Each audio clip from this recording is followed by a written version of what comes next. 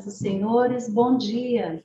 A Escola Nacional de Formação e Aperfeiçoamento de Magistrados do Trabalho, ENAMAT, com o apoio do Centro de Formação e Aperfeiçoamento de Assessores e Servidores do Tribunal Superior do Trabalho, CEFAST, realiza nesta ocasião a abertura do Seminário Internacional comemorativo aos 15 anos da ENAMAT, passado, presente e futuro do Poder Judiciário, sendo esta solenidade via webconferência. Lembro a todos a necessidade do registro de frequência que pode ser feito por meio do link que está na descrição do vídeo no YouTube. Convidamos neste momento para compor remotamente a mesa de honra Suas Excelências, a Senhora Presidente do Tribunal Superior do Trabalho e do Conselho Superior da Justiça do Trabalho, Ministra Maria Cristina Irigoyen Peduzzi. A Senhora Diretora da ENAMAT, Ministra Dora Maria da Costa. O Senhor Diretor do Centro de Formação e Aperfeiçoamento de Assessores e Servidores do Tribunal Superior do Trabalho, Ministro Breno Medeiros. Os ex-diretores da ENAMAT, Suas Excelências, os senhores Ministro Ives Gandra da Silva Martins Filho, Ministro Carlos Alberto Reis de Paula, Ministro Renato de Lacerda Paiva. Registramos neste momento a presença remota dos seguintes ministros do Tribunal Superior do Trabalho: o senhor ministro Emanuel Pereira, o senhor ministro Maurício Godinho Delgado, a senhora desembargadora conselheira da ENAMAT, Flávia Simões Falcão. Neste momento, para a abertura desse seminário, para uso da palavra, Sua Excelência, a Senhora Diretora da ENAMAT, Ministra Dora Maria da Costa. Declaro aberto o Seminário Internacional comemorativo aos 15 anos da ENAMAT, passado, presente e futuro do Poder Judiciário. Eu quero cumprimentar a senhora Presidente do Tribunal Superior do Trabalho, Ministra Maria Cristina Peduzzi, pela presença. O senhor diretor do CEFAST, ministro Breno Medeiros, os ex-diretores da ENAMAT, Suas Excelências, o ministro Ives Gandra da Silva Martins, ministro Carlos Alberto Reis de Paula e ministro Renato de Lacerda Paiva. Os senhores ministros aqui presentes, o ministro Emanuel, o ministro Maurício Godinho, a desembargadora Flávia Falcão, muito obrigada pela presença, o senhor juiz titular da Vara do Trabalho, Platão Neto, juiz auxiliar da direção da ENAMAT, senhoras e senhores juízes do trabalho, servidores da Justiça do Trabalho e demais participantes. Bom dia, né, primeiro. É com imensa alegria que damos início a este seminário comemorativo aos 15 anos da ENAMAT. Instalada em 18 de setembro de 2006, a ENAMAT, agora debutante, consolida o seu papel enquanto instituição cada vez mais madura e experiente. É um momento de júbilo para nós, nesse congraçamento que coroa um passado de atividades formativas e bem-sucedidas.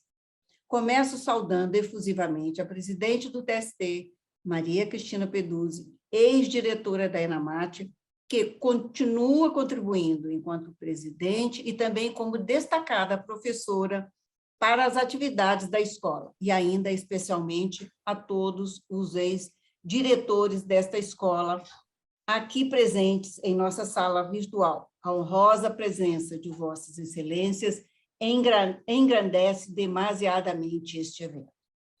Expresso ainda minha profunda gratidão ao ministro Breno Medeiros, diretor do CEFAST, não somente pelo apoio a este seminário, mas também pela parceria constante nos eventos da ENAMAT e por sua colaboração enquanto professor em nossas atividades formativas. Cumprimento os demais ministros desta corte e todas as autoridades que aqui se encontram, além dos membros do Ministério Público, servidores e demais operadores do direito que nos assistem pelo YouTube. Agradeço ao juiz auxiliar da direção da ENAMAT, Platô Neto, pelo auxílio na organização deste seminário e em todos os cursos e eventos realizados durante a atual gestão. Aproveito também para agradecer pelo trabalho desenvolvido pelos ex-auxiliares, juízes ex-auxiliares, Giovanni Oslo, Marcos Fava, João Marcelo e Celso Moreno. E ainda externo a minha gratidão a todos os magistrados do trabalho que nos acompanham agora pela internet e a todos que passaram pelos nossos bancos presenciais ou virtuais ao longo dos anos da história da ENAMAT, seja nos cursos de formação inicial, seja de formação continuada ou nos cursos de formação de formadores. Aos nossos estimados servidores, meus cumprimentos e agradecimentos. Queria agradecer ainda de forma especial a Adenimar, nossa coordenadora administrativa, pela dedicação à ENAMAT, de um modo sempre gentil e solícito, ao longo dos seus 15 anos. Muito obrigada à senhora Adenimar, a pessoa de que agradeço também a todos os servidores da ENAMAT e a todos os servidores que dedicam diuturnamente as diversas tarefas que compreendem os serviços prestados pela ENAMAT. Feitos os necessários agradecimentos, passo a fazer um breve relato dos momentos mais significativos da história da Escola Nacional. A ENAMAT teve seu primeiro diretor, o ministro Ives Gander Martins Filho, cuja gestão foi pioneira e marcante para os rumos da escola. Em sua administração, foi realizado o primeiro curso de formação inicial de magistrados do trabalho, o primeiro ofertado por uma escola de magistratura nacional no Brasil. Foram formados nesse curso 72 juízes substitutos de diversas regiões do país.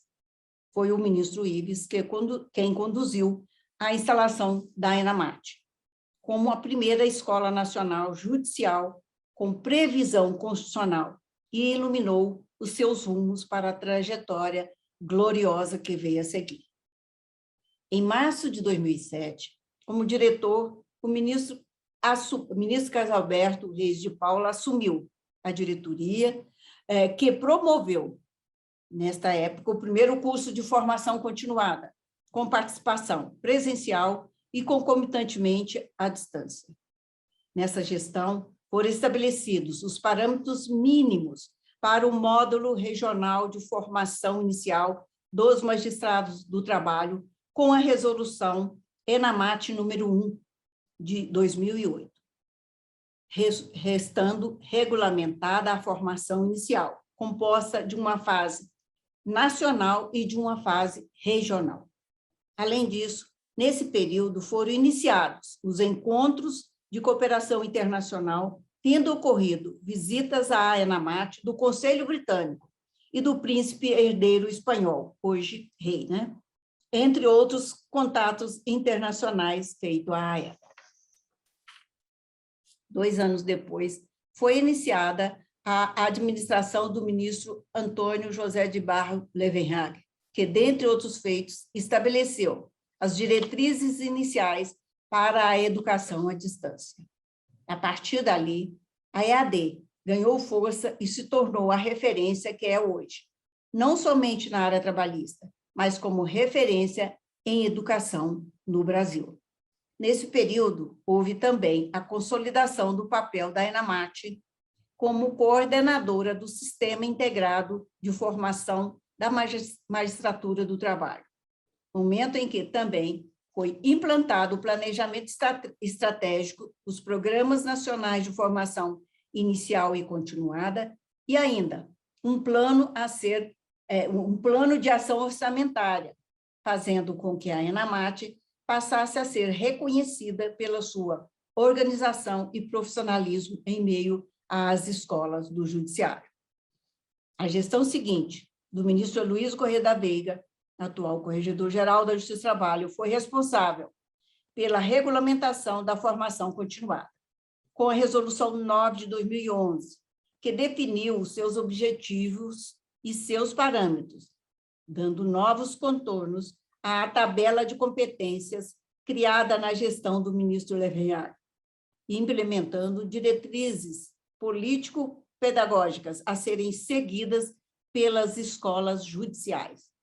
Nesse período, a ENAMAT fixou diretrizes para os projetos didáticos pedagógicos que passaram a enfatizar a formação profissionalizante, além da introdução de técnicas de ensino que permitissem a participação ativa dos alunos magistrados, e interação e troca de experiências, dando importante passo em direção à modernização do ensino na ENAMAT e nas escolas regionais. Ademais, estabeleceu-se a carga horária mínima de 30 horas por semestre na formação continuada, bem como as exigências de frequência integral e de aproveitamento, trazendo regras mais definidas para a formação. A gestão do ministro Aloísio também ampliou e consolidou a EAD da ENAMAT, bem como estruturou um novo estúdio com novos equipamentos e ainda celebrou novos convênios. O ministro João Oreste Dallazen, por sua vez, foi o responsável por reformular o curso de formação inicial, incluindo novas disciplinas, incrementando a carga horária e aumentando a quantidade de cursos oferecidos.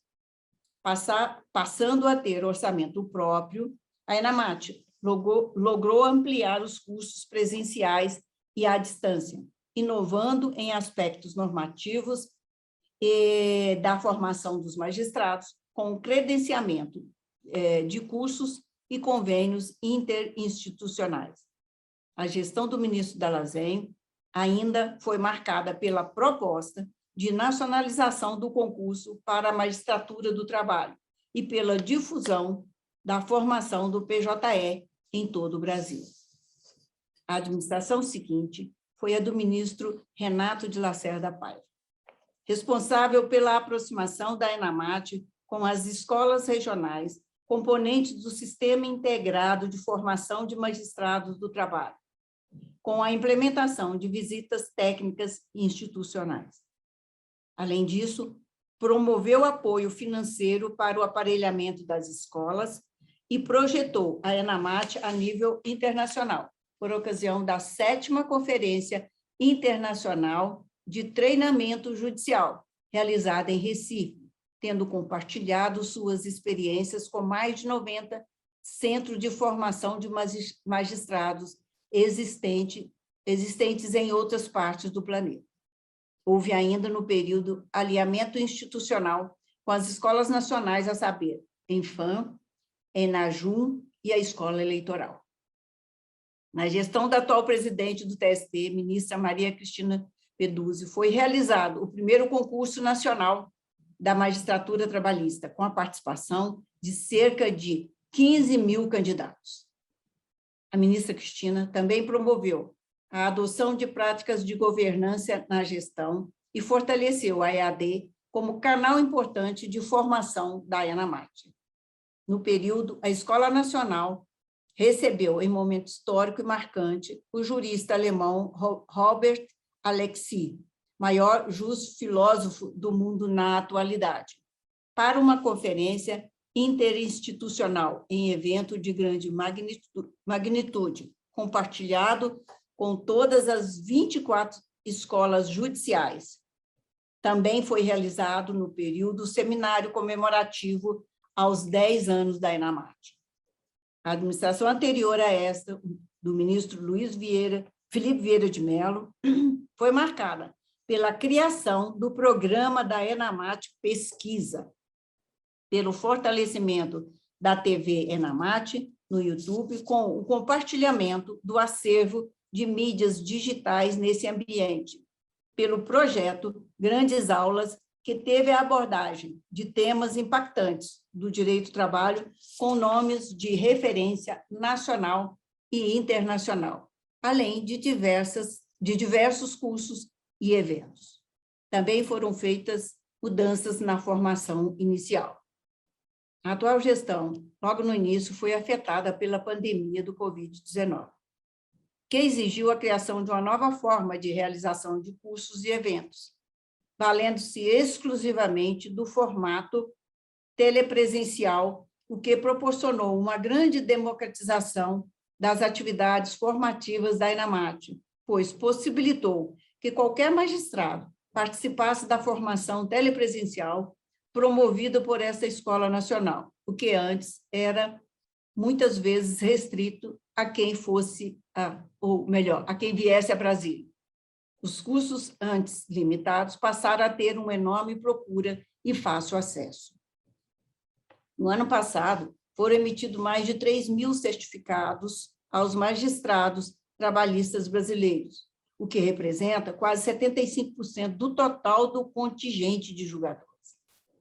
A realização de 2 cursos nacionais de formação inicial, num formato totalmente telepresencial, foi uma ação bastante inovadora, propiciando a necessária qualificação aos novos juízes, sem qualquer prejuízo à qualidade, o que foi verificado pela elevada avaliação realizada pelos alunos, em que obtivemos um índice de satisfação de 96% entre os 60 participantes do último curso nacional de formação inicial realizado, a mais alta nota alcançada na história em todos os cursos nacionais realizados pela ENAMAT.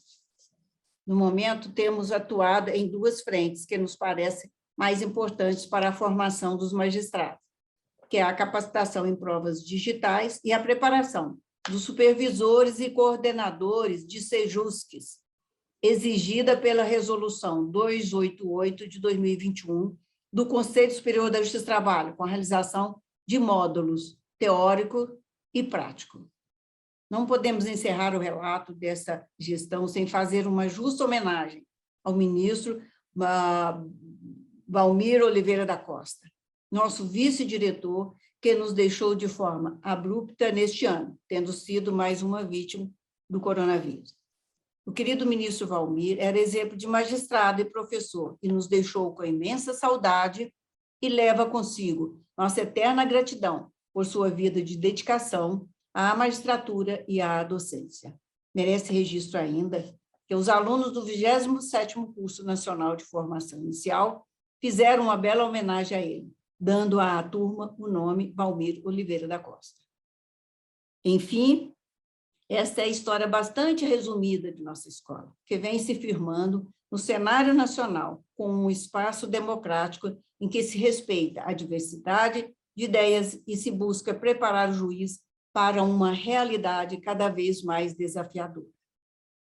Uma escola judicial que atualmente está presente na vida de grande parte dos juízes trabalhistas brasileiros e que, juntamente com as escolas regionais, tem contribuído para uma formação profissionalizante de excelência, sendo referência na capacitação presencial, telepresencial e em cursos à distância. Temos a consciência de que se aprende a ser juiz na escola e que a nossa missão é proporcionar uma formação tecnicamente adequada, eticamente humanizada, voltada para a defesa dos princípios do Estado democrático de direito e comprometida com a solução justa dos conflitos. Definitivamente, não se concebe um direito que não tenha como fim a justiça, e é por meio de nossos magistrados que se chega a tal intento. Como dizia Calamandrei, o juiz é o direito feito homem. E desse homem se espera, na vida prática, a tutela que, em abstrato, a lei promete. Por isso, encontra-se na justiça, e não nas leis, o fundamento supremo do direito. E se o juiz não for vigilante, a voz do direito permanecerá evanescente e distante, com as inalcançáveis vozes dos sonhos. Esta é uma luta constante que não tem fim, digo eu. Portanto, é preciso estar disposto a aprender todos os dias e cientes de que sempre teremos algo novo a descobrir. Mesmo com todo o volume de informação que recebemos por meio dos noticiários, TV, internet, ainda prevalece as lições do filósofo Platão de que a parte que ignoramos é muito maior do que tudo quanto sabemos. Com o propósito de contribuir para a capacitação dos magistrados, aliados à comemoração dos 15 anos da ENAMAT, organizamos um seminário que corrobora o foco dessa gestão, envolvendo temas atuais com a programação que reflete essa pluralidade de ideias e de visões. Ao longo do evento, teremos professores portugueses tratando de assuntos de grande relevância para a atualidade. Um juiz federal americano que conhece a realidade do Brasil e dos Estados Unidos e que fala português fluentemente. E o ministro Alexandre Ramos, nosso conselheiro da ENAMAT, com uma palestra sobre temática muito cara a todos nós, que é a dos precedentes judiciais e segurança jurídica. Além disso, haverá a participação de um professor argentino fazendo uma palestra sobre prova digital, numa perspectiva comparada e um painel sobre as provas digitais.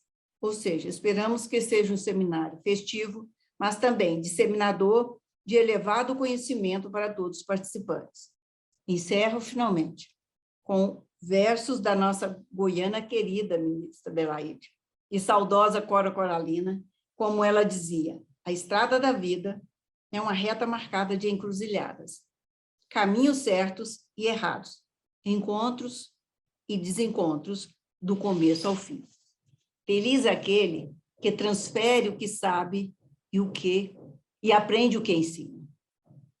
Concluo essa fala com a esperança de dias melhores, em meio a erros e acertos, chegadas e partidas, e com a consciência do quão importante é compartilhar o conhecimento e amar o aprendizado. Com esse espírito, podemos nos tornar pessoas cada vez melhores. Sabemos que o mais importante não é o nosso ponto de chegada, mas sim a nossa caminhada. E estou feliz por estarmos nesse momento caminhando juntos nesta homenagem à história da ENAMAT. Desejo a todos um excelente seminário. Muito obrigada. Devolvo a palavra à cerimonial. Registramos neste momento as presenças de Suas Excelências, o senhor ministro Augusto César Leite de Carvalho, a senhora ministra Adelaide Alves Miranda Arantes, o senhor ministro Cláudio Mascarenhas Brandão e o senhor ministro Alberto Bastos Lavazeiro. A ENAMAT apresenta, em comemoração aos seus 15 anos de existência, um breve resumo histórico por meio de vídeo institucional que será exibido a seguir. Promover a qualificação profissional específica e a atualização contínua. Há 15 anos, esse é o papel da ENAMAT. Fundada em 18 de setembro de 2006, a Escola Nacional de Formação e Aperfeiçoamento dos Magistrados do Trabalho foi a primeira escola nacional implementada em um tribunal superior após a reforma do Judiciário. No ano seguinte, foi criado o curso de formação continuada, com participação presencial e à distância. No mesmo período, ocorreram as primeiras visitas de cooperação internacional à Inglaterra. A partir de 2009, a ENAMAT assumiu a coordenação do Sistema Integrado de Formação de Magistrados do Trabalho, com a instalação das 24 escolas judiciais em todo o Brasil. Foram implementadas as ferramentas de ensino à distância na formação dos juízes do trabalho. Estratégia consolidada em 2011 com a estruturação do Estúdio da ENAMAT e o investimento em equipamentos profissionais de última geração e equipe especializada. A reformulação do curso de formação continuada consolidou a capacitação de 1.600 magistrados no PJE. O alinhamento institucional das escolas nacionais de formação fez com que as diferentes instituições do Poder Judiciário passassem a atuar de maneira conjunta e integrada na formação de magistrados. Em 2016, foi realizado o primeiro concurso nacional da magistratura trabalhista e adotadas práticas de governança. Nos anos seguintes, foram criados os projetos ENAMAT Pesquisa, voltado à realização de pesquisas empíricas e grandes aulas, um olhar sobre diferentes temas do direito do trabalho por nomes de referência nacional e internacional. Com a pandemia de Covid-19, os cursos telepresenciais se firmaram como ferramenta estratégica de formação de magistrados, e a ENAMAT atingiu uma marca histórica. Em um único ano, mais de 3.000 juízes e desembargadores participaram de cursos de capacitação. Há 15 anos, formando e aperfeiçoando magistrados do trabalho de todo o Brasil, a escola oferece instalações modernas, equipe de apoio qualificada e as mais avançadas técnicas de ensino. ENAMAT, onde a justiça vai à escola.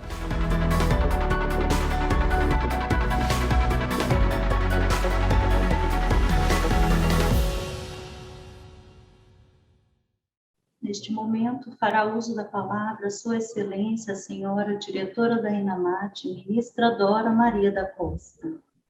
Tenho a honra de conceder a palavra à Sua Excelência, a Senhora Presidente do Tribunal Superior do Trabalho e do Conselho Superior da Justiça do Trabalho, Ministra Maria Cristina Pedroso.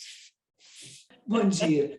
Cumprimento e a minha primeira saudação é a Ministra Dora Maria da Costa, diretora da ENAMAT, que tão bem se pronunciou e nos emocionando a todos. Cumprimento o ministro Breno Medeiros, que é o diretor do Cefast, e todos os ministros do TST aqui presentes, já nominados, de hoje e de sempre. Cumprimento o doutor Platon Teixeira de Azevedo Neto, juiz, auxiliar da direção da ENAMAT, e também co-coordenador deste importante evento. Cumprimento todos os magistrados do trabalho e os servidores da Justiça do Trabalho e todos aqueles que estão participando deste seminário. E é com muita alegria que hoje celebramos os 15 anos da Escola Nacional de Formação e Aperfeiçoamento dos Magistrados do Trabalho, entidade promotora do ensino e aprimoramento do conhecimento jurídico dos membros da Justiça do Trabalho. E invoco o aforismo: há escolas que são gaiolas, há escolas que são asas. E complemento com o raciocínio perspicaz de Rubem Alves, que diz: escolas que são gaiolas existem para que os pássaros desaprendam a arte do voo. Pássaros engaiolados são pássaros sob controle. Engaiolados, o seu dono pode levá-los para onde quiser. Pássaros engaiolados sempre têm um dono. Deixaram de ser pássaros, porque a essência dos pássaros é o voo. Escolas que são asas não amam pássaros engaiolados. O que elas amam são os pássaros em voo. Existem para dar aos pássaros coragem para voar. Ensinar o voo, isso elas não podem fazer, porque o voo já nasce dentro dos pássaros. O voo não pode ser ensinado, só pode ser encorajado. E, nesse sentido, observando estes 15 anos da existência da ENAMAT, posso testemunhar que é uma escola que é asa, tanto para seus alunos, quanto para todos aqueles que atuam para o seu funcionamento. O esforço contínuo para a formação e o aperfeiçoamento de magistrados do trabalho é concentrado em uma atuação de ensino que busca abrir os horizontes, elevar o raciocínio e garantir munição necessária para que os alunos magistrados estejam aptos a lidar com as complexidades que serão apresentadas nos processos levados à sua apreciação. O direito está em constante mudança, assim como os modos de trabalho de trabalhar e de viver.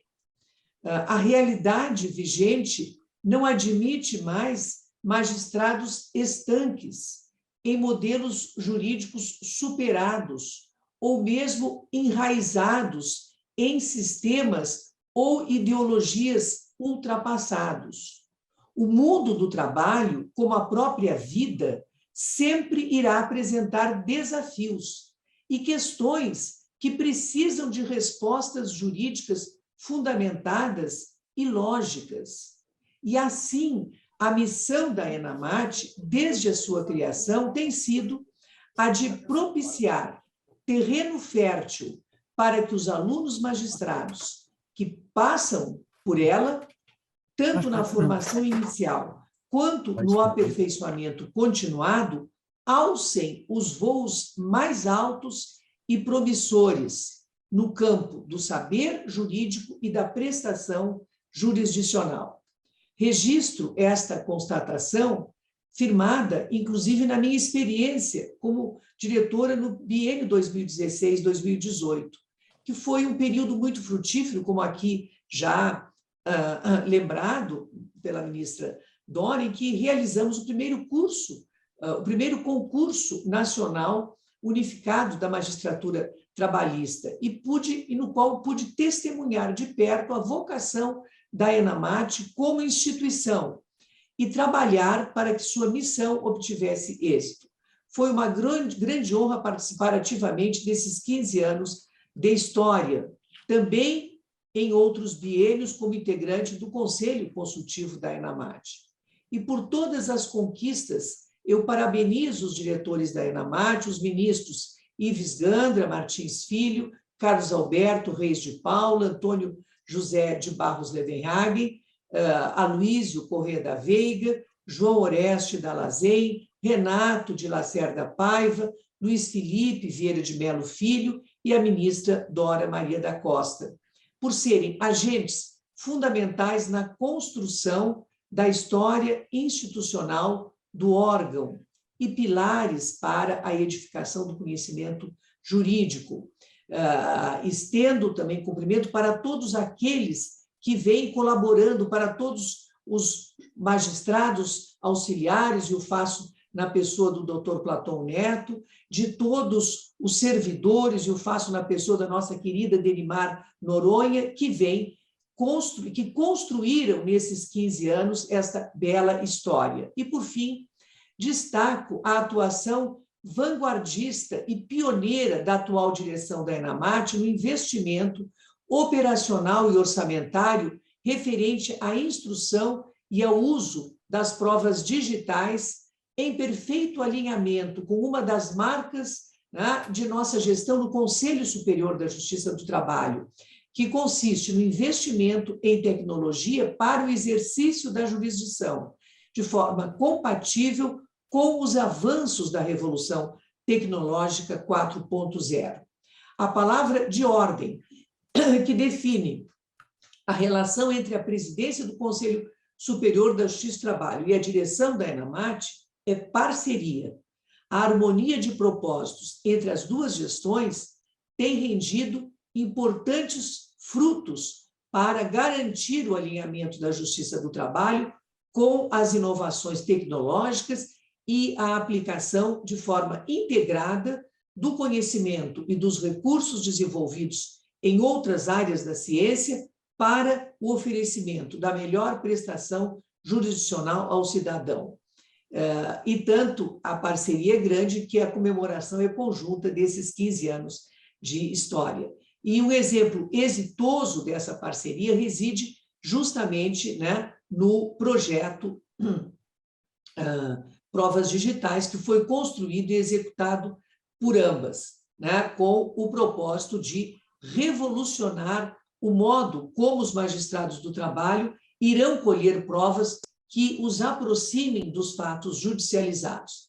A ENAMAT tem realizado cursos de formação sobre a produção e uso das provas digitais por meios digitais para magistrados da Justiça do Trabalho, formando verdadeiros investigadores digitais com habilidades fundamentais para se aproximar da verdade para aproximar a verdade dos autos da verdade real, observando de forma cuidadosa os direitos fundamentais, incluindo a privacidade, bem como as balizas impostas pela Lei Geral de Proteção de Dados e as normas processuais pertinentes.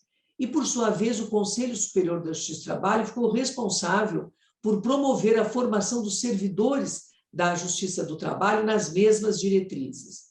E a atuação diligente e solícita da ENAMAT também ganhou destaque no evento da Caravana dos Centros de Inteligência do Poder Judiciário, atendendo de forma atenciosa e cooperativa às solicitações do Conselho Superior da Justiça do Trabalho.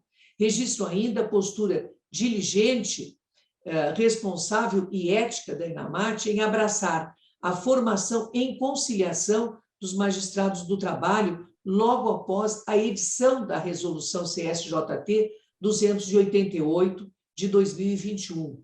O curso de conciliação oferecido pela ENAMAT obteve reconhecimento de excelência e contou com a contribuição de especialistas dos Tribunais Regionais do Trabalho no tema, garantindo efetividade a essa resolução e cumprindo, assim, o seu propósito com a qualidade e a eficiência. E, além disso, é primordial ressaltar que todo o esforço para a implementação do ensino à distância pela ENAMAT, considerando as limitações, o esforço que promoveu com sucesso, considerando nessa linha as limitações impostas pela pandemia da Covid-19. Hoje, com o amadurecimento institucional adquirido nestes anos, a ENAMAT tem cumprido de forma pragmática e funcional o seu propósito de ensino como meio essencial para que os magistrados cumpram a sua atividade fim, que é a prestação jurisdicional.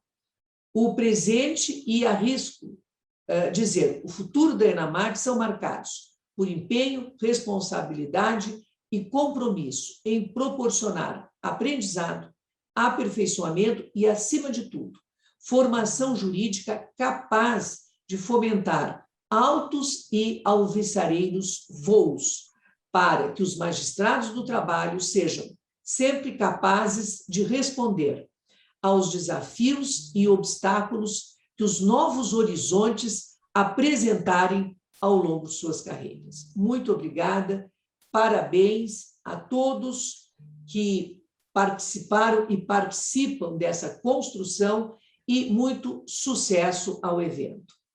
Neste momento, desfaz-se a mesa remota referente à solenidade de abertura. Agradecemos as presenças dos ministros de hoje e sempre e demais autoridades presentes. Dentro de alguns instantes, retomaremos com a nossa programação. Obrigada. Para a continuidade do nosso seminário, tenho a honra de convidar a Sua Excelência, a senhora Presidente do Tribunal Superior do Trabalho e do Conselho Superior da Justiça do Trabalho, ministra Maria Cristina Irigoyen Peluso, e Sua Excelência, senhor eminente professor Dr. Jorge Miranda, conferencista desta manhã. Com a palavra, Sua Excelência, ministra Maria Cristina Peluso. Bom dia, professor Dr. Jorge Miranda. É uma honra e uma alegria poder recebê-lo. A ENAMAT agradece a importante participação de Vossa Excelência neste seminário comemorativo dos 15 anos da Escola Nacional de Formação e Aperfeiçoamento dos Magistrados do Trabalho. Seja muito bem-vindo ao nosso convívio.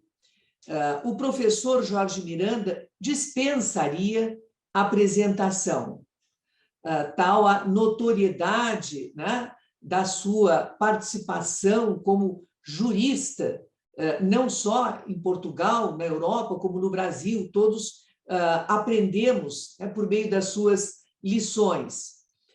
Mas sempre é bom destacar, né, alguns títulos que ornam a sua personalidade. O professor Jorge Miranda é doutor em Direito, Ciências Jurídico-Políticas pela Universidade de Lisboa e é professor catedrático das Faculdades de Direito da Universidade de Lisboa e da Universidade Católica Portuguesa.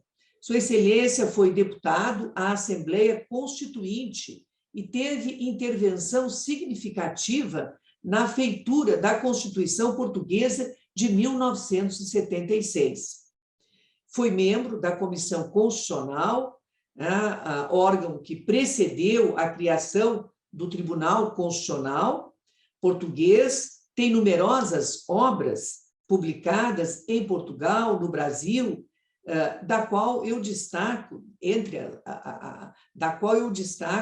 o Manual de Direito Constitucional, produzido em 7 volumes. E o professor Jorge Miranda tem participado em muitos eventos importantes, científicos, né, em Portugal, no Brasil e em muitos países, né, do nosso continente. Muito obrigada, professor, será um prazer ouvi-lo. Ministra Maria Cristina? Sim. Eu falei agora com o professor Jorge Miranda, Sim. e ele disse que não está conseguindo resolver o problema técnico do computador. Então, ele pediu desculpas e não poderá participar do evento. Certo. E nós Bom. Temos um convidado que ele poderia seguir tratando desse mesmo tema. Ótimo, Senhoras e senhores, excelentíssima senhora ministra Dora Maria da Costa, diretora da ENAMAT, excelentíssimo senhor ministro Breno Medeiros, diretor do Cefache, demais autoridades aqui presentes. Nós tivemos um problema técnico com o professor Jorge Miranda. Ele já tinha nos anunciado algumas dificuldades e nós tivemos o cuidado de convidar um professor, grande professor renomado, juiz federal, que poderia tratar do tema, né? E ele se dispôs e está aqui conosco, e ele teria condições de abordar, neste momento, o tema do professor Jorge Miranda, o papel do Poder Judiciário como intérprete da Constituição. Nesse momento, falamos aqui com o doutor Juliano Taveira, nós agradecemos imensamente a sua presença. O professor Jorge Miranda pediu 1000 desculpas, disse que enviará o texto que ele tinha preparado para este evento. Então, dando seguimento à nossa programação, vamos convidar, então, o professor Juliano Taveira Bernardes, que se encontra em sala e que abordará o tema, o papel do Poder Judiciário como intérprete da Constituição. Com autorização, então, da ministra Cristina Peduzzi, da ministra Dora, vamos dar prosseguimento com a leitura do nosso palestrante, Juliano Taveira Bernardes. O doutor Juliano é juiz federal desde 1998, juiz do Tribunal Regional Eleitoral do Estado de Goiás, no biênio 2021-2023, professor do curso de pós-graduação em Direito Público na PUC Goiás, professor da Escola da Magistratura do Estado de Goiás, mestre em Direito Estado pela Universidade de Brasília, pós-graduado lato sensu em Direito Processual Civil pela Universidade Federal de Goiás, especialista em tutela dos direitos fundamentais e justiça constitucional pela Universidade de Pisa, na Itália, foi professor efetivo da Faculdade de Direito da UFG, onde ministrou aulas de Direito Constitucional e Processo Constitucional na graduação e na pós-graduação, foi promotor de Justiça e juiz de Direito no Estado de Goiás e é autor de livros jurídicos publicados pelas editoras Juspodium, Saraiva, Sérgio Antônio Fabres, editor, dentre eles o livro chamado Direito Constitucional, em coautoria com Olavo Augusto Viana Alves Ferreira, em 2 volumes pela editora Juspodium. Doutor Juliano, o senhor está com a palavra. Muito obrigado por tudo, né, por essa disponibilidade, pelo conhecimento que irá transmitir nessa manhã e fique à vontade para a sua exposição. Muito obrigado, amigo Platon. Gostaria de agradecer o convite que me foi feito. Realmente eu estava aqui numa espécie de stand-by, convidado pelo professor Platon. Eu gostaria de cumprimentar a todos, na pessoa da ministra Dora Maria da Costa, presidente da escola. É realmente um prazer falar com vocês. É claro que vocês devem estar um pouco decepcionados, porque certamente vocês compraram a pipoca, compraram o bilhete para assistir um filme, e agora é outro filme que será passado na sala, né? Então, eu peço permissão para classificar essa minha palestra aqui numa espécie de palestra macaco obeso, né? Que seria a palestra na tentativa de quebrar um galho aí da escola, mas eu tenho certeza que será proveitoso para todos nós, principalmente para mim, fazendo minhas as palavras da ministra, que ela falou: feliz é o professor que aprende aquilo que ele ensina. E realmente eu não tive muito tempo para organizar essa palestra, mas bem ou mal, eu sou um estudioso da área e, a pedido do professor Platon, lembrando aqui as palavras do autor do nosso hino nacional: se chamado for, verás que um filho seu não foge à luta. Então, em vez do professor Jorge Miranda, vocês terão uma espécie de comedor de piqui aqui do Cerrado mesmo, tá certo? Mas eu tenho certeza que será produtiva essa palestra e espero contar com a presença de todos vocês até o final. Ô, Platão, agora quanto tempo me resta, então, para fazer essa explanação, já que houve esse remanejamento? Quanto tempo? Professor Juliano, eu acho que nós podemos manter a sua programação inicial, não há problema, né? Se o senhor estiver preparado, fique à vontade, tá? E a gente encerra na hora que estiver concluída a sua reflexão. Tá? Perfeito. Para o seu Perfeito. tempo que estiver programado. Perfeito. Eu vou tentar agilizar ao máximo aqui, porque não quero que nenhum de vocês se atrase em nenhum compromisso. Eu realmente tinha planejado essa palestra para ser ministrada em 50 minutos, que seria o tempo ao qual eu teria disponibilidade. Mas vamos lá, então.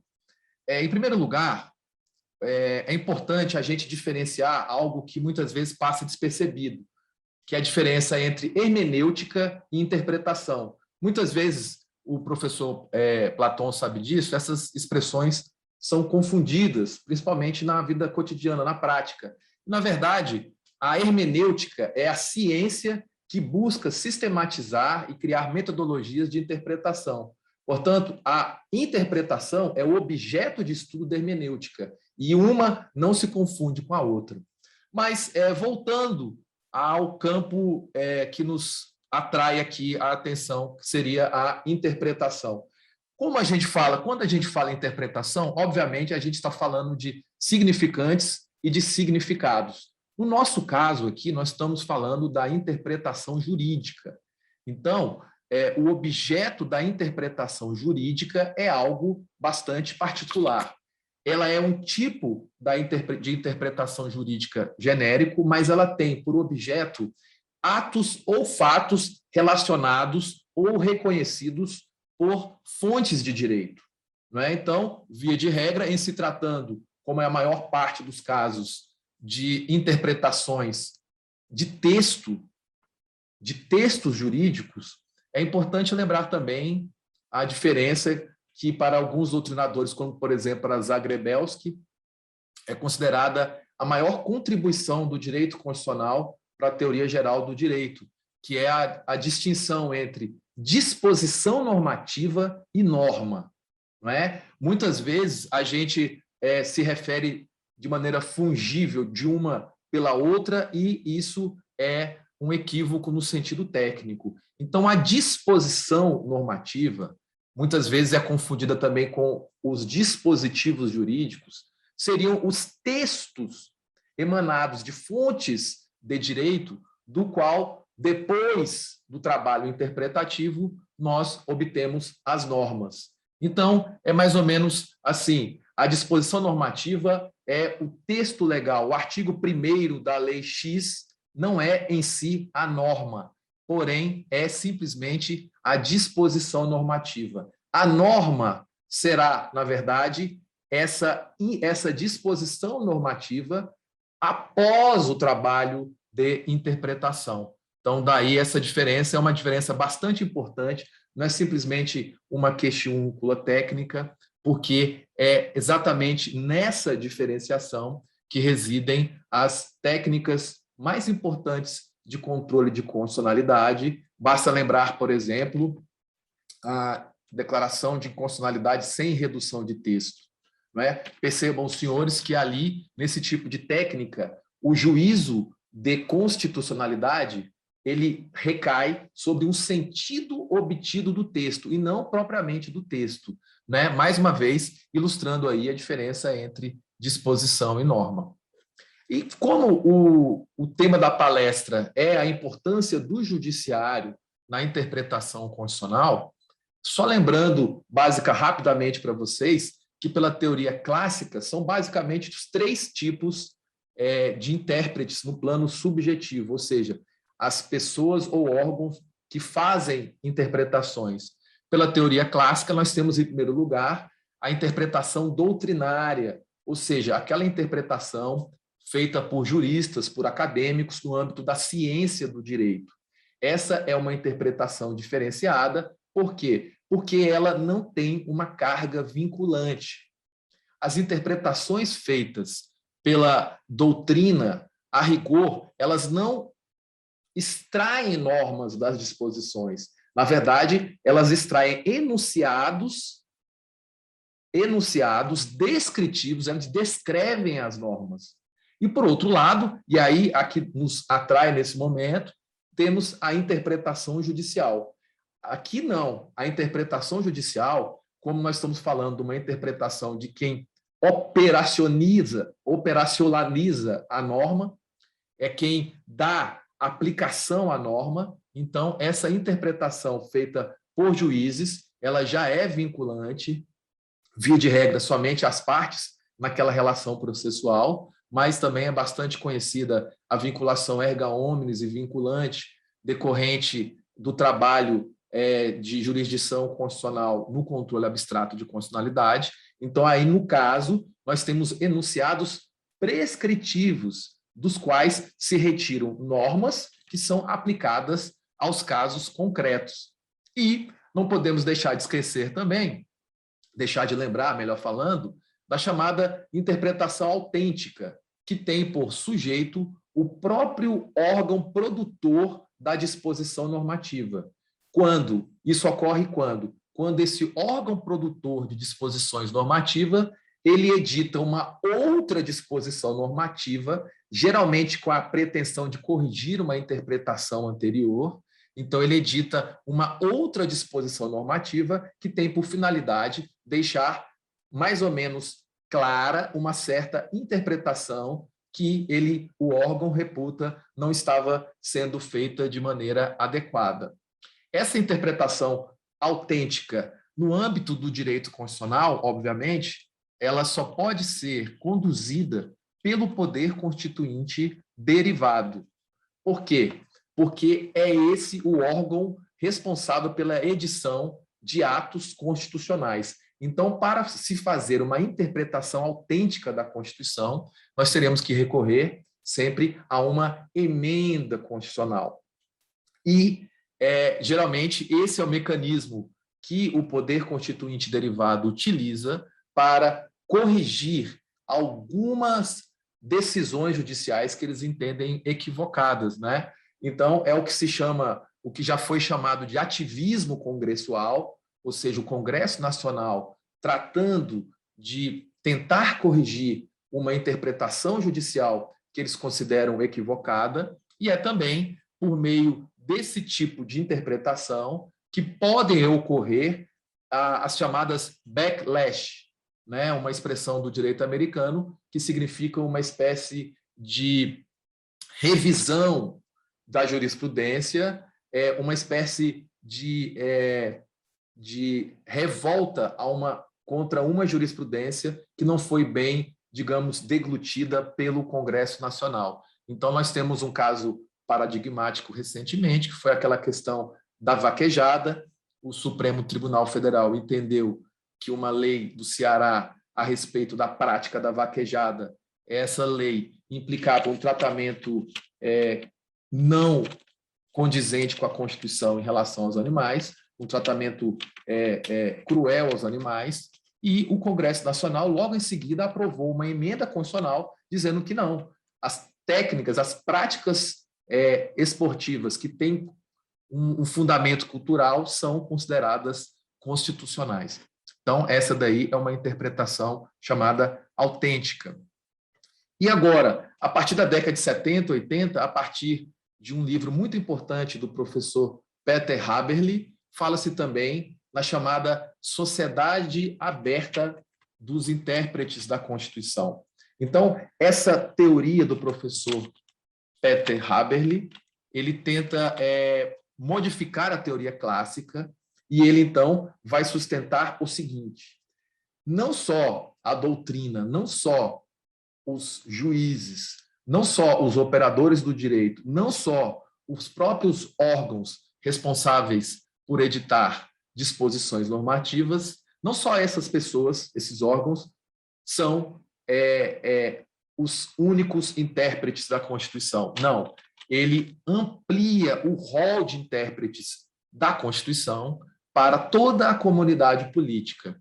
Ele diz, então, que toda a comunidade política, todo grupo social representado na sociedade, ele faz interpretações, é natural que faça interpretações, principalmente da Constituição. Então, essas pessoas, esses grupos, têm, sim, legitimidade para fazer interpretação constitucional, porém, eles são considerados intérpretes prévios, ou seja, quem vai dar a última palavra sobre a Constituição continua sendo o Judiciário. Quem vai dar a última palavra é a jurisdição constitucional. Porém, a jurisdição constitucional não pode deixar de reconhecer a importância desse tipo de interpretação. Uma manifestação evidente nos dias de hoje tem a ver com a participação dos amicus curiae nos processos de controle de constitucionalidade, no qual pessoas que têm uma representatividade social relevante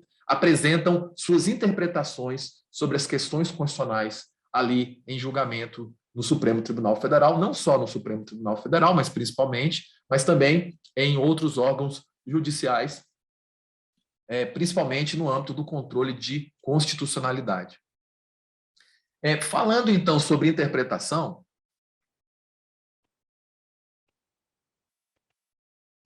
e, no caso, falando de interpretação de textos jurídicos, de disposições normativas advindas das fontes de direito, a gente nunca pode deixar de lembrar que o texto, ou seja, aquela configuração linguística que é o objeto da interpretação, o texto não é só o marco inicial da interpretação, ou seja, onde a interpretação começa, mas também ele é o limite objetivo da própria interpretação.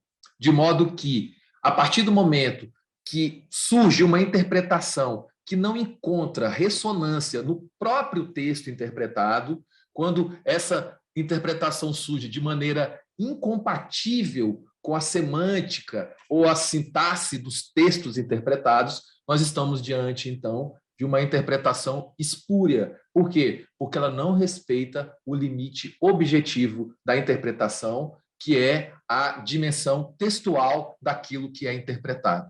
Então, é muito importante termos por limite da interpretação o próprio texto interpretado. É interessante também lembrar, basicamente, duas classes de teorias interpretativas para a gente depois falar alguma coisa a respeito. A primeira delas é a que trata a interpretação como ato de descobrimento, um processo, melhor falando, de descobrimento, de revelação do sentido do texto. Nesse sentido, o intérprete teria por atividade simplesmente descobrir o sentido da norma. É uma espécie de interpretação cognitiva, em que o juiz deve se dedicar, no caso da interpretação judicial, simplesmente por perscrutar o sentido contido no texto interpretado. Obviamente, é uma forma de interpretação que proíbe a chamada interpretação criativa, não é? Os juízes, então, não têm discricionariedade alguma ao interpretar um texto. Ele deve se fixar no sentido que o legislador, no caso da Constituição, no sentido que o poder constituinte quis ao elaborar aquele texto.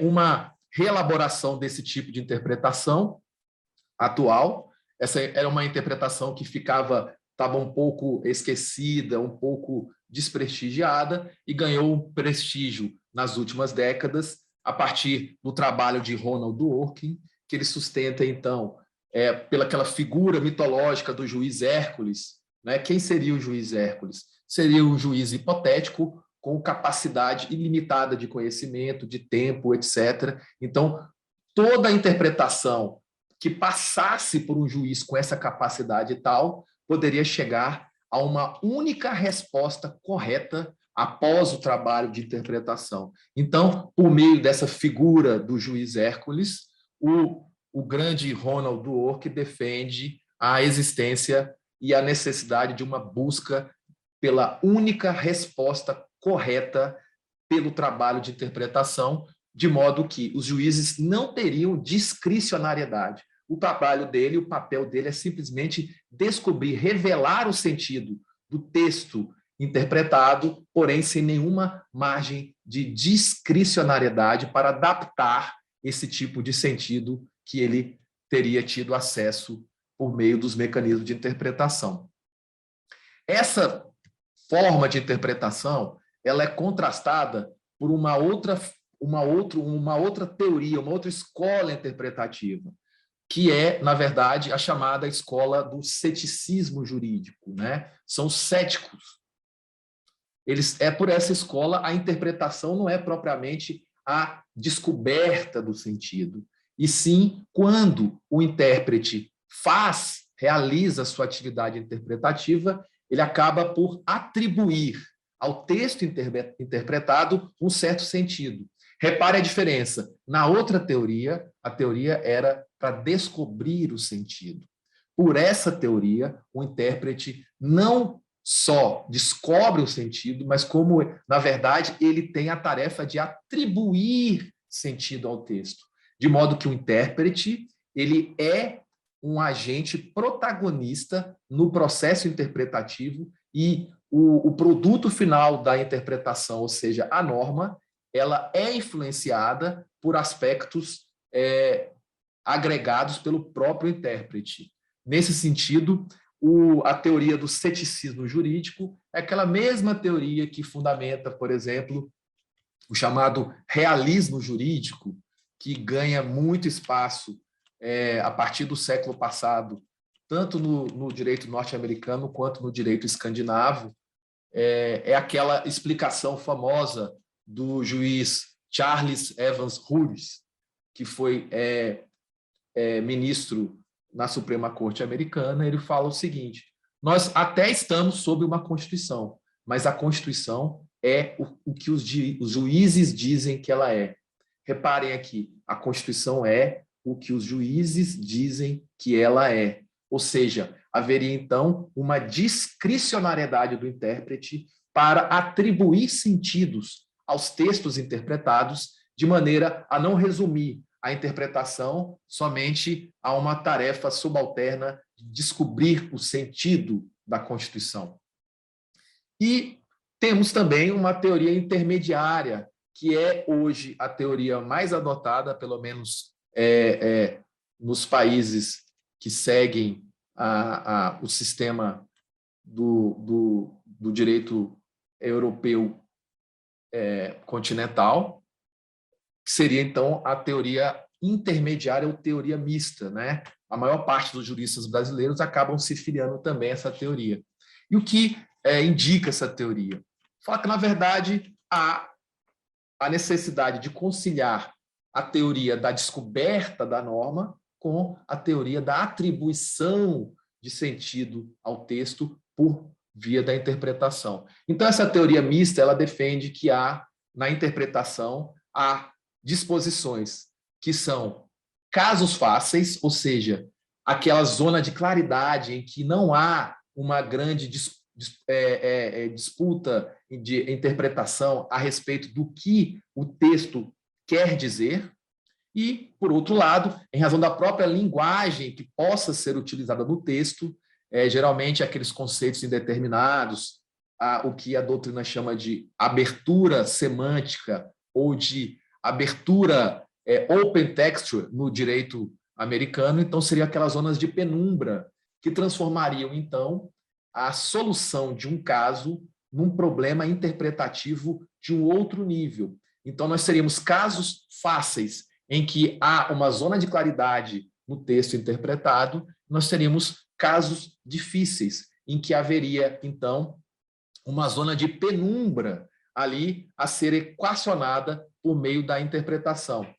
O maior precursor dessa teoria talvez seja o famoso Herbert Hart, no seu livro O Conceito de Direito, que é o livro que, na verdade, Dworkin escolhe para traçar críticas contundentes. Ele vai dizer que há sempre uma margem de discricionariedade no trabalho interpretativo em razão da própria falibilidade da linguagem natural com que são elaboradas as disposições normativas. Como o direito se utiliza da linguagem natural para a elaboração de suas disposições normativas, e a linguagem natural, diferentemente da linguagem matemática ou da linguagem da lógica formal, ela deixa margens a subjetividades, então sempre haveria alguma discricionariedade a ser utilizada pelo intérprete ao fazer o trabalho interpretativo. Agora, reparem, e eu depois vou explorar esse ponto, é muito importante lembrar que quem decide se uma disposição é clara ou não é a própria interpretação.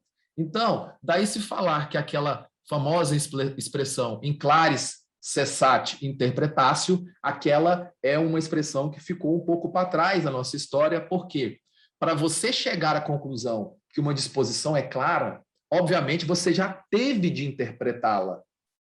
A clareza de uma disposição só surge depois de ela ser interpretada. Agora, o que é importante perceber? Quem vai definir se um caso é fácil ou um caso é difícil, ou seja, se a disposição interpretada ela tem uma zona de claridade total ou ela tem algum aspecto de penumbra que deva ser alvo de uma interpretação mais detida, mais detalhada, acaba sendo o próprio órgão que faz a interpretação. Ou seja, quem decide se um caso é fácil ou se um caso é difícil, no caso da interpretação, é simplesmente os próprios juízes. Essa teoria mista, por incrível que pareça, ela não é só adotada por não positivistas, ou, no caso, por positivistas como Hart. Na verdade, também não positivistas como o próprio Robert Alexy, eu lembro até das palavras da ministra, dizendo que ele esteve aqui na escola, realmente é um dos maiores juristas, maiores filósofos da atualidade. Ele fala numa crítica a Dworkin que, de fato, em razão da linguagem com que é elaborada a disposição normativa, não é possível sempre chegar a uma única resposta correta. Mas ele fala que, pelo menos, os juízes devem adotar a ideia de buscar uma única interpretação correta, ou seja, uma única resposta correta para os problemas interpretativos, ainda que, na prática, isso seja realmente impossível, em razão dessa multiplicidade fatorial da interpretação, em razão da linguagem utilizada na elaboração das disposições normativas. E aqui, por fim, queria lembrar uma outra escola, uma outra disputa que é muito famosa, principalmente no direito americano, que remonta um pouco essas teorias, porém com um enfoque diferente, que tem a ver com a teoria originalista da Constituição, em contraposição à chamada teoria não originalista da Constituição, né? Essa é uma disputa teórica muito forte nos Estados Unidos. Então, nós temos várias classes de juristas que entendem que o intérprete ele deve sempre buscar aquilo que os pais fundadores, ou seja, as pessoas responsáveis pela construção da Constituição americana, pela elaboração do texto, os Founding Fathers, o que esses Founding Fathers queriam ao elaborarem o texto da Constituição, ou seja, o intérprete deve estar preso a essa vontade inicial dos pais fundadores.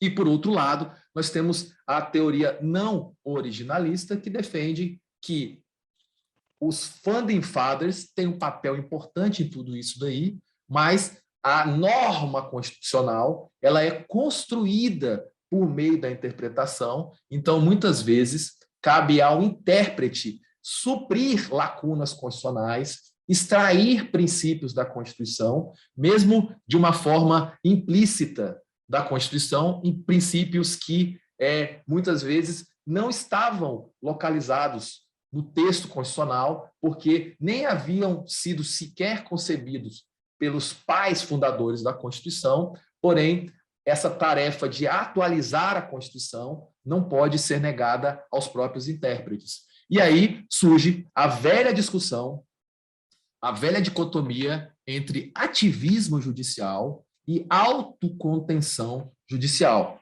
né? É algo realmente bastante paradigmático. Por quê? Porque aqueles fiéis à teoria originalista da Constituição, eles falam que se o intérprete não se ativer à Constituição, não respeitar o texto da Constituição, o limite objetivo imposto pelo texto da Constituição, tudo aquilo que ele faz é um ativismo judicial. E o juiz, então, estaria agindo como uma espécie de constituinte, usurpando o poder constitucional, o poder constituinte, criando normas constitucionais. Então, essa teoria originalista ela vai propor o contrário. Não, principalmente em matéria de controle de constitucionalidade. Ele fala o seguinte: temos que ter respeito pelos demais poderes e só se pode declarar a inconstitucionalidade do trabalho feito, sobretudo pelo legislador, quando a lei desafiar claramente uma norma constitucional ou um princípio implícito claramente extraível ali da Constituição e não simplesmente anular aquilo com base em posturas ativistas ou em uma postura eles chamam de não interpretativista da Constituição, ou seja, uma postura solta que se permite atribuir à Constituição determinados significados que não estão ali presentes na Constituição. Essa velha disputa entre a escola originalista e a escola não originalista está até hoje ali no debate norte-americano, e é bastante importante pensar nisso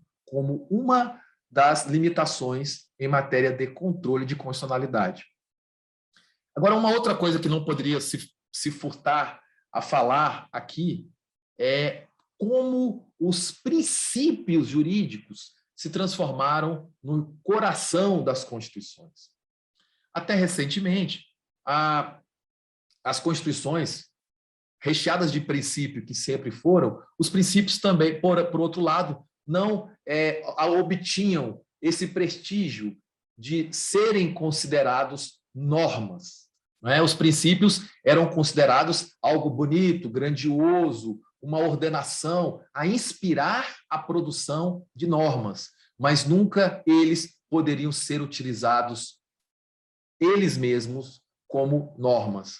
Daí o artigo 3º, salvo engano, da Lei de Introdução às Normas do Direito Brasileiro, a LINDB, que fala que o juiz, na omissão da lei, está autorizado a decidir o caso concreto com base nos princípios gerais do direito. Reparem, os princípios, então, eram mecanismos supletivos de criação de normas e só poderiam, então, ser utilizados quando para elaborar normas, porque eles mesmos não são normas, não seriam normas, ou então para que o juiz, por meio dos princípios, identificasse uma norma para decidir um caso concreto.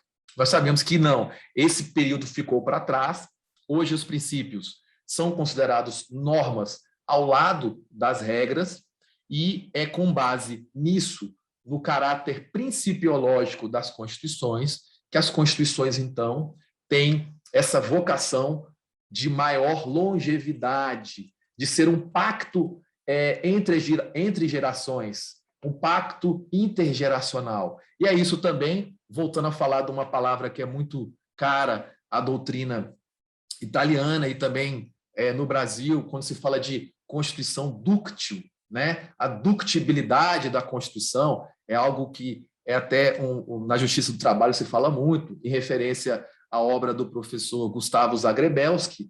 Então, essa ductibilidade, a maleabilidade da Constituição, que possa, então, servir como um manual de voo na vida do Estado, isso é garantido pela atribuição de efeito normativo aos princípios, porque os princípios são exatamente essas normas com caráter mais maleável. Mas, nem por isso, os princípios deixam de ser, eles mesmos, normas. E aí surgem duas grandes teorias para explicar o papel dos princípios como normas. Nós temos, de um lado, a distinção forte entre regras e princípios, cujos precursores principais são Dworkin e Alexis, e, por outro lado, nós temos a chamada distinção fraca entre regras e princípios.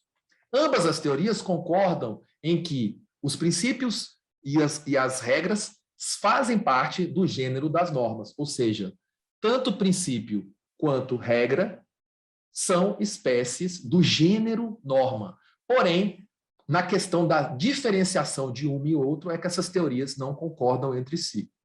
Pela teoria da distinção forte, nós temos que a mais adotada no direito brasileiro, a maior parte dos livros acabam se filiando a essa teoria da distinção forte, embora muitas vezes não declinem uma opção, uma predileção em si por uma certa teoria.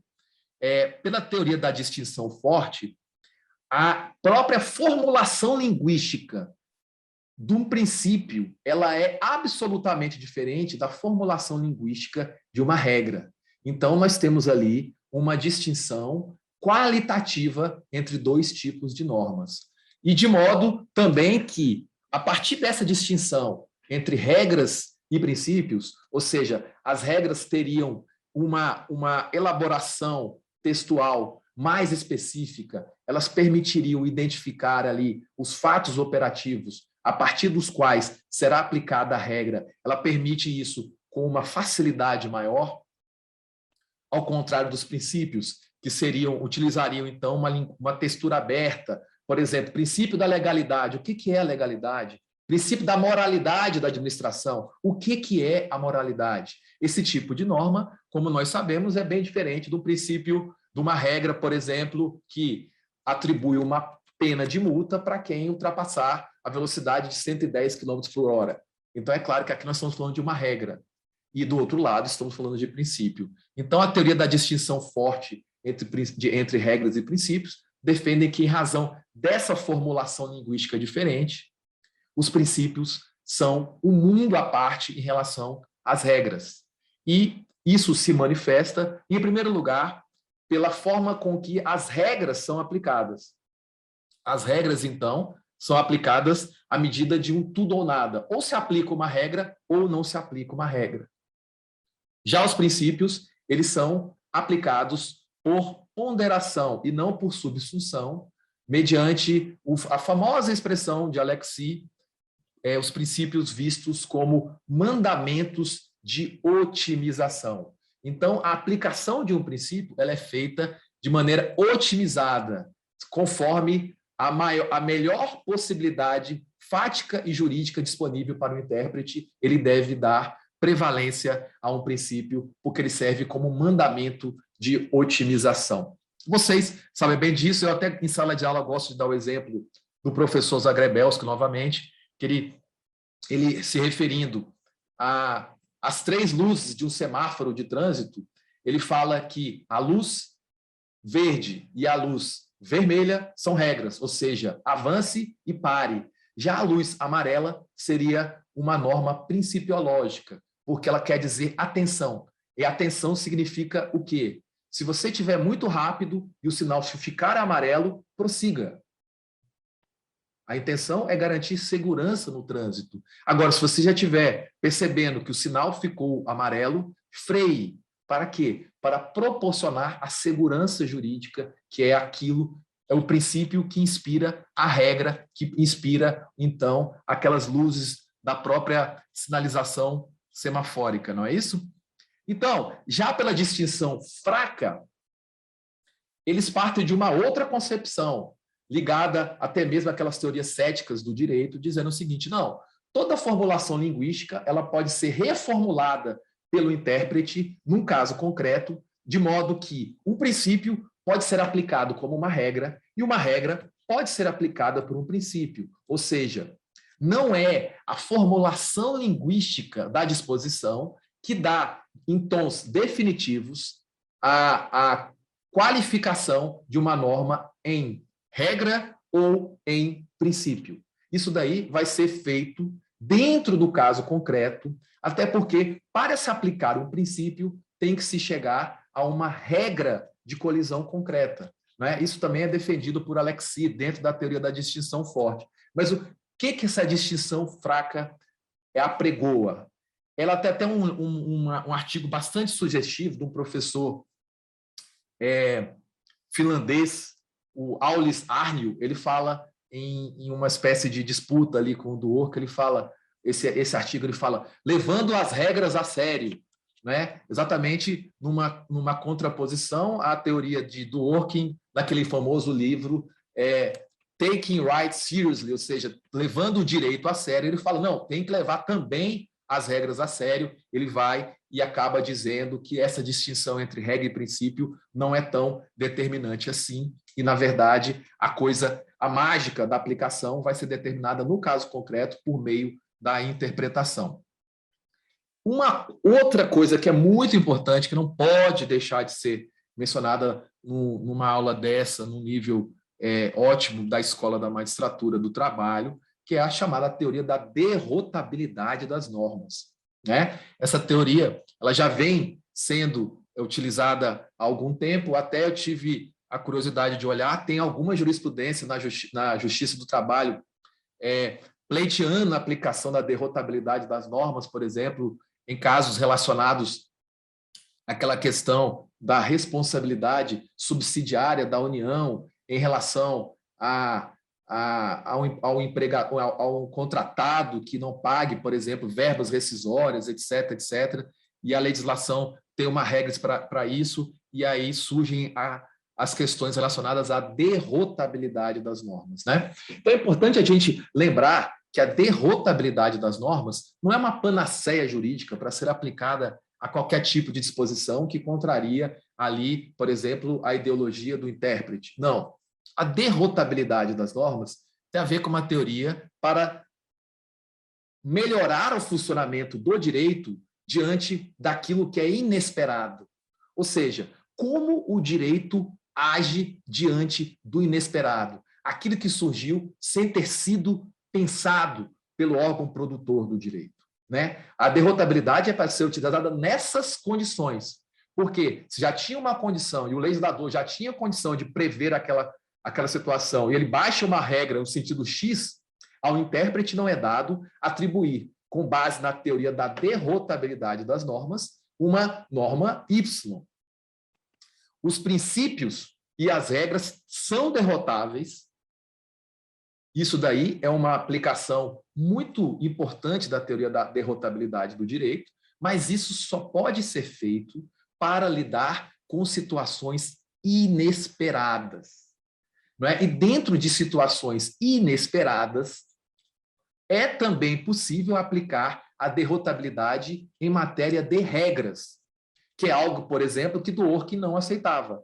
Dworkin entendia o direito, inclusive as regras, como sujeitas a exceções, porém, dentro daquela teoria dele, né? A teoria da interpretação cognitiva do direito, que o juiz não teria, então, discricionariedade, para Dworkin é possível, pelo menos em teoria, listar todas as exceções em relação às quais é possível afastar a aplicação de uma regra.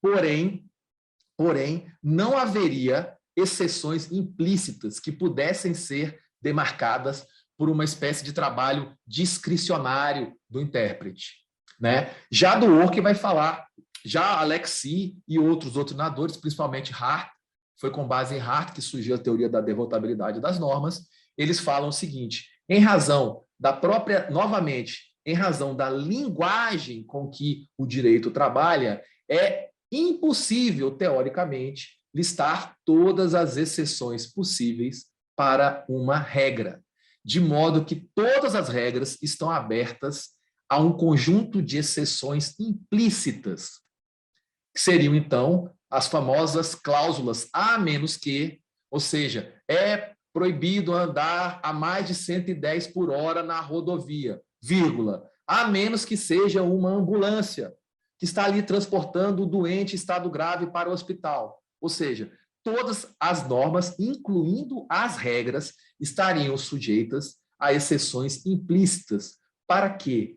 Para dar conta do inesperado, daquilo que acontece nas situações as situações do cotidiano, que o órgão elaborador do direito não pensou ao formular a disposição normativa. E é claro que a inclusão da teoria da derrotabilidade das normas no âmbito da teoria geral do direito, que é algo que vem sendo feito nos últimos 60, 70 anos, e no Brasil com um certo atraso, começa a acontecer, é claro que isso torna o direito menos, digamos, determinável a priori. Por quê? Porque se também as regras admitem o fenômeno da derrotabilidade, o direito se torna menos certo. Porém, eu vou me permitir ler aqui uma expressão do Hart, no livro dele. Ele fala o seguinte: entender as regras sob rígidas concepções formais, atribuindo-se a cada regra o mesmo sentido para todos os casos nela previstos, aí aspas, segundo Hart, isso é conseguir uma medida de certeza ou previsibilidade, porém à custa de considerar de forma cega e preconceituada o que deve fazer-se numa série de casos futuros, sobre cuja composição nos encontramos em total estado de ignorância. Ou seja, até as regras devem estar sujeitas a exceções implícitas, que serão então identificadas no âmbito do trabalho de interpretação. Para quê? Para que o direito lide adequadamente com o inesperado. Aliás, até eu tenho um artigo escrito em 2005 sobre isso, até um pouco antes do Supremo decidir, mas eu refleti a respeito disso, daquela questão do aborto do feto anencefálico. Ali, na verdade, foi a aplicação da teoria da derrotabilidade das normas, ou seja, o legislador de 1941, ao abrir somente duas exceções, a excludente de antijuridicidade do estupro, no caso não, do aborto, será que ele poderia ter pensado no caso de um feto anencefálico? Em 1941, não, até porque não havia tecnologia suficiente para detectar esse tipo de anomalia ainda na barriga da mãe. Então, o Supremo Tribunal Federal acabou evoluindo e localizou uma terceira exceção ao crime de aborto, dizendo, então, que se o feto tiver comprovadamente a condição de anencefalia, não é aborto, não é crime o abortamento feito a pedido da mãe nesses casos. Ou seja, uma hipótese de derrotabilidade. Por quê? Porque é o inesperado que surge. A tecnologia revelando uma doença ainda no útero da mãe. E isso não era objeto de reflexão na época em que se tipificou o crime de aborto. Bom, e agora, já meio que concluindo a nossa exposição, Platão, o que é que só a interpretação judicial pode oferecer? Não é? Porque se o mote da nossa pesquisa girava em torno da importância do judiciário na interpretação da Constituição, a gente deve se perguntar: que é que só a interpretação judicial pode oferecer? Bom, em primeiro lugar, ela pode oferecer, ao revisar os comandos normativos previstos, editados por fontes de direito, Constituição e principalmente as leis, o judiciário tem a oferecer o quê? Uma reflexibilidade. Então, ele pode refletir melhor sobre as regras ali postas, sobre o direito que foi ali produzido, e refletir, dar uma nova correção de rumos, ou seja, calibrar a vontade posta ali na disposição normativa, ele pode calibrar aquilo ali ao fazer a interpretação, ao fim da interpretação, sair com uma norma de decisão mais elaborada, que reflita alguns setores da sociedade, aí a visão contra-majoritária do judiciário. Isso pode ser feito, é algo que a interpretação judicial pode fazer, pode oferecer, e nisso, então, o judiciário age como um órgão que pode servir para absolver ou suavizar o dissenso social previsto na sociedade. Então, quando surge uma regra muito polêmica, isso, no âmbito do controle de constitucionalidade, pode ser discutido. Nós temos as chamadas decisões dialógicas, né? Audiências públicas, etc. Basta lembrar o caso daqui da lei de biossegurança, que permitia, por exemplo, a incineração, o descarte de embriões humanos, né? E a própria fixação do momento à vida. Será que isso poderia ser fixado pelo legislador? A solução dada pelo legislador refletia corretamente aquilo que a sociedade desejava? Bem ou mal, o Supremo decidiu que sim, aquelas regras eram constitucionais, mas por meio do amplo debate que ali foi feito, nós tivemos, bem ou mal, uma espécie de absorção, de suavização do dissenso social que havia em torno dessas regras. E aí também uma outra coisa que a interpretação judicial pode oferecer é a segurança jurídica, ainda que aparente, decorrente do monopólio da última palavra. Nós vimos aqui que o judiciário, a jurisdição constitucional, acaba sendo, então, o locus, a sede da onde surge o monopólio da última palavra sobre questões constitucionais. Mas por que eu falo aparentemente, aparência jurídica? Por quê? Porque nós falamos aqui também que o próprio Congresso Nacional, por meio de backlashes, por meio do ativismo congressual, ele pode corrigir aquilo que o judiciário deu como última palavra, estabelecer, por meio da interpretação autêntica, uma nova regra constitucional, com a pretensão até de corrigir, de fazer com que a última palavra não seja mais a última palavra e recomeçar o diálogo constitucional em torno de alguma questão constitucional. Agora, nós não podemos esquecer também outras questões bastante importantes que a interpretação judicial pode oferecer. Em primeiro lugar, a conversão de uma convenção constitucional em um costume constitucional. Não é? Muitas vezes, no direito brasileiro, passa batido a questão das convenções constitucionais e dos costumes constitucionais. Essa semana mesmo, semana passada, ficou bastante evidente uma questão polêmica que tem a ver com uma convenção constitucional. O presidente do Congresso Nacional pode devolver ao presidente da República uma medida provisória? A Constituição fala que a medida provisória pode ser rejeitada pelo Congresso Nacional e não pelo presidente, de maneira singular, pelo presidente do Congresso Nacional. Só que as convenções constitucionais, então, são normas constitucionais em que os atores constitucionais, por meio de análise, expectativas de comportamentos mútuos, eles fazem as coisas esperando o comportamento da outra parte Então, foi a 4ª ou 5ª vez que o presidente do Senado devolveu uma medida provisória ao presidente, ou seja, nem sequer a medida provisória passou pelo crivo do próprio Congresso Nacional. Isso é, por enquanto, uma convenção constitucional, mas o que a gente viu na semana passada foi algo diferente. A gente viu uma decisão da ministra,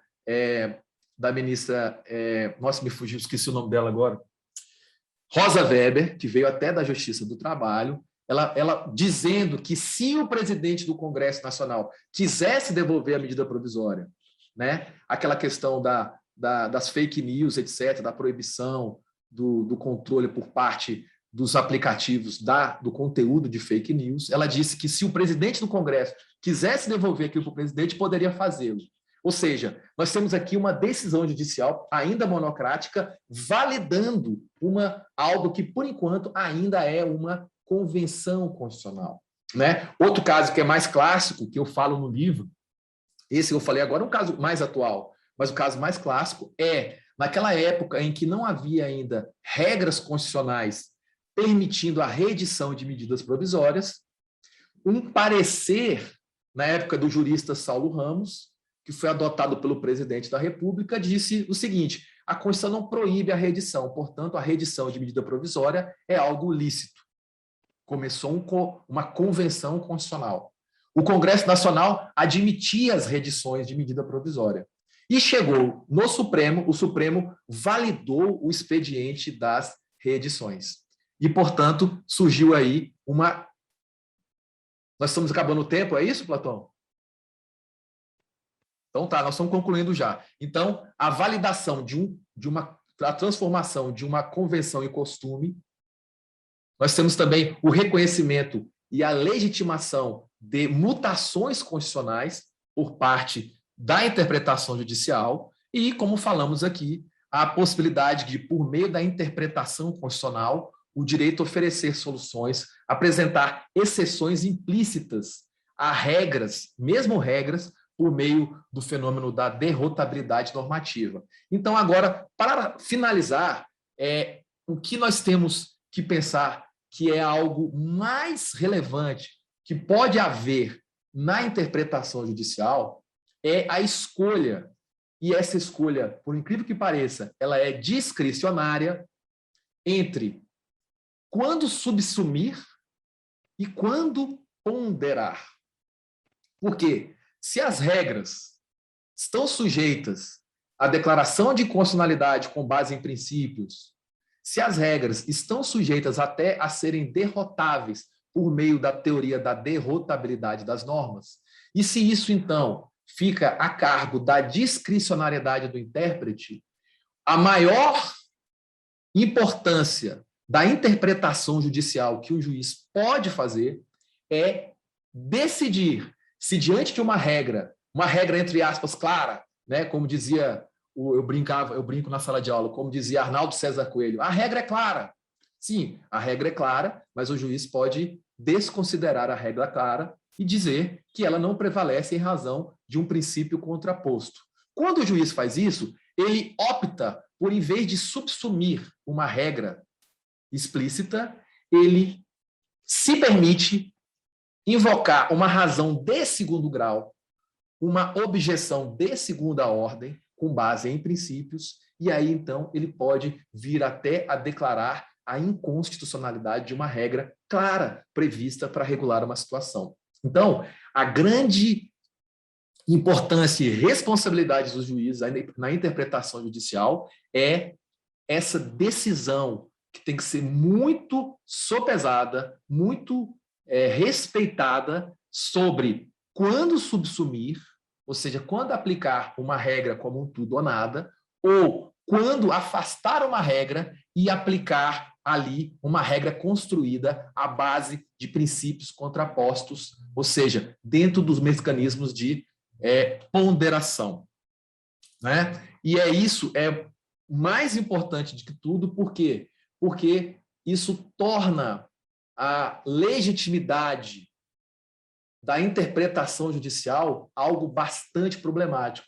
Porque se os juízes, a torto e a direito, optam por ponderar em vez de subsumir, nós estamos diante da chamada banalização dos princípios.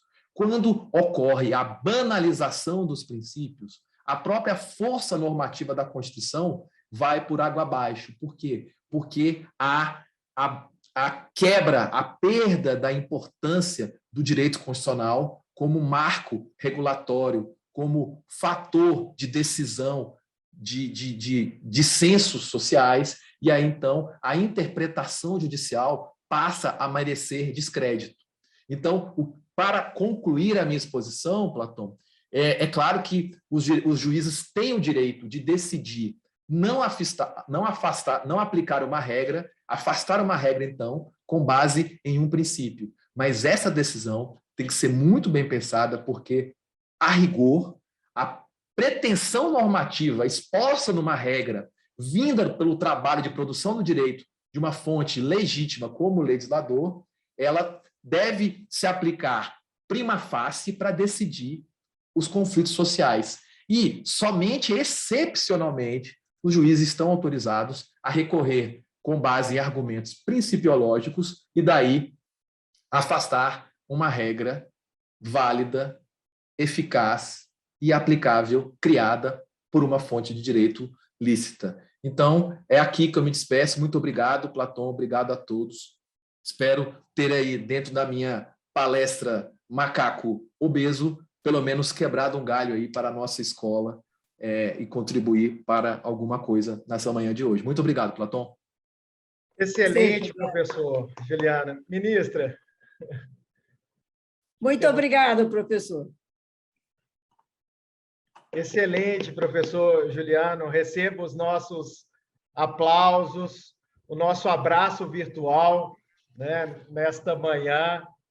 Como a ministra Dora aqui lembrou, a Cora Coralina, né, feliz aquele que transfere o que sabe, aprende o que ensina, e que você também mencionou, eu acrescentaria, né, feliz aquele que tem um amigo como você, né, que nos socorre nessa hora e também que tem um conteúdo como esse. Você levou à máxima potência aquele jargão, né, de quem sabe faz ao vivo. E com pouco tempo para se preparar, conseguiu fazer uma palestra brilhante, com temas ricos, extremamente atual, e foi muito pertinente neste momento em que estamos vivendo. Eu agradeço, então, em nome da ENAMAT, né, a ministra Dora também está aqui agradecendo a sua brilhante exposição nesse seminário. Eu tenho certeza que os nossos participantes quererão ouvi-lo mais vezes, doutor Juliano. Viu? Foi muito importante a sua participação nesse evento. Ficamos imensa e eternamente gratos por essa sua contribuição. Cumprido, então, o tema da Conferência Magna, devolvo a palavra ao cerimonial, agradecendo a presença de todos neste evento da ENAMAT até o momento. Gislane está com a palavra. Muito obrigado mais uma vez, doutor Juliano.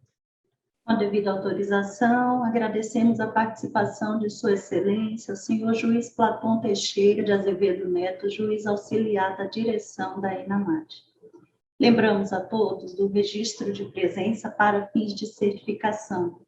Lembramos que serão conferidos certificados aos magistrados que obtiverem 100% de frequência no evento, conforme as normas da ENAMAT em vigor, bem como aos servidores e demais participantes que obtiverem frequência integral, o que será apurado mediante o controle eletrônico de registro de presença por meio do formulário indicado na descrição do vídeo no YouTube. A cada turno, serão necessários 2 registros, num total de 6 nos 3 períodos. A possibilidade de cômputo para fins de formação profissional dos magistrados do trabalho depende, além da frequência integral, da entrega de atividade avaliativa, de reação e expectativas, preenchendo o link que será enviado por e-mail ao final do seminário, amanhã, 21 de setembro.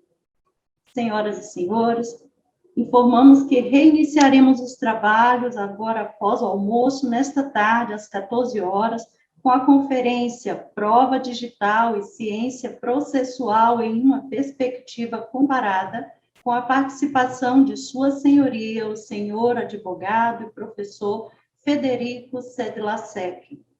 Boa tarde.